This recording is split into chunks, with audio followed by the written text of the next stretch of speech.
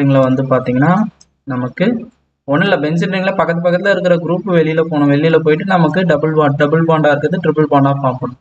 So இங்கே வந்து C double பாண்டும் OH இருக்கும். இது பென்சோயிக் ஆசிடு. இது கூட ஒரு NH2 இருந்தது அப்படின்னா அதுக்கு பேர் ஆந்த்ரனிலிக் ஆசிட், வேற ஒன்றும் கிடையாது. இதை நீங்கள் HNO2 போட்டிங்க அப்படின்னா நைட்ரஸ் ஆசிட் போடும்போது இந்த எப்பவுமே NH2 வந்து நைட்ரஸ் ஆசிட் போடும்போது N2 + X- மாறும். அசோ குரூப்பாக வந்து அது கன்வெர்ட் ஆகிடும். N ட்ரிபிள் பாண்ட் N இது ப்ளஸ்ஸாக இப்படி மாற்றி விட்டுடலாம் நம்ம.